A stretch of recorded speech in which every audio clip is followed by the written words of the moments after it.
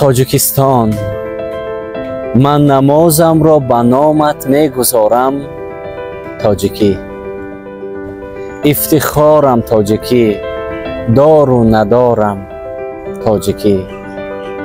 عطرآمیز و فرح افزا هوای کشورم، لفظ شیرین و زبان شیره دارم تاجیکی. در سخاوت آفتابم، در ترحم مثل ابر، هرچی دارم می گذارم روی خوانم تاجیکی. اهل سامانم، مسلمان در صداقت کاملم، از خدای مهربان امیدوارم تاجیکی.